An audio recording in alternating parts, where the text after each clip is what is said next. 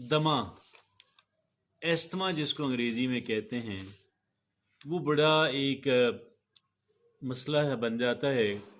और ये क्यों होता है?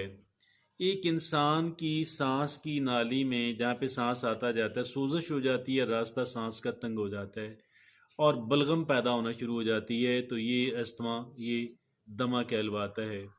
इसकी अलामात क्या है? सांस लेते हुए आवाज़ आती है, इंसान खांसता है, इंसान का सांस मुख्तसर हो जाता है, एक इंसान की सीना ऐसे सिकुड़ जाता है, एक इंसान फिर वो अलामात कुछ बदलती भी रहती हैं, तेज़ या कम हो जाती हैं। इसकी कौन सी चीज़ें दमे के अटैक का वजह बनती हैं? एक तो जिन चीज़ों से आपको एलर्जी हो और वो सारी चीज़ें, और जैसे कि गर्दो गुबार भी है वो भी हो सकता है। पोलन एक ख़ास किस्म की एलर्जी एक ख़ास पौधे से होती है, वो भी वजह बन सकती है। कोई आपने पालतू जानवर शौक से रखा हुआ, वो भी वजह बन सकता है। एक इंसान का आम हवा के अंदर कुछ रेस्पायरेटरी वायरसेस होते हैं, वो भी वजह बन सकती हैं। फ़ज़ा की आलूदगी भी वजह बन सकती है। स्मोक वजह बन सकती है, स्मोक वजह बन सकता है, धुआं वगैरह। और एक्सरसाइज ज़्यादा कर ली वो वजह बन सकती है। ज़हनी तनाव वजह बन सकती है, ख़ानदानी भी हो सकता है। अब इसकी तीन बड़ी अक़साम हैं।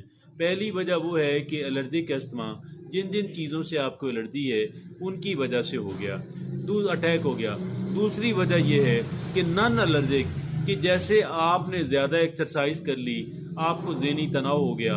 और तीसरा ऑक्यूपेशनल है, कि जहाँ पे आप काम करते हैं ख़ास माहौल उसकी वजह से हो जाता है। अब इसकी डायग्नोसिस लैब के अंदर ही होंगी, कि इसकी मेडिकल हिस्ट्री लेना पड़ेगी, और जो फिज़िकल एग्ज़ाम लैब के अंदर होते हैं, जो लंग के टेस्ट होते हैं यानी फेफड़ों के जो टेस्ट होते हैं, और इस तरीके से हम इसको डॉक्टर इसको डायग्नास कर सकते हैं।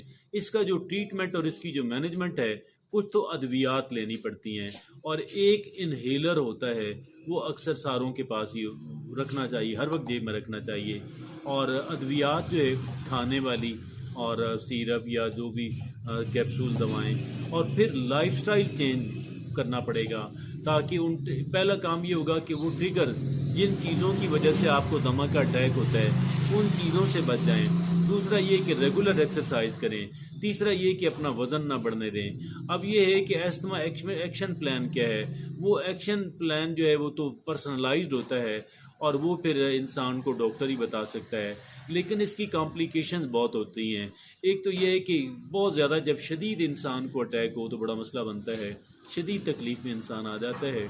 और दूसरा ये कि क्रोनिक दायमी सांस के मसाइल बन जाते हैं, और एक इंसान की रोज़मर्रा की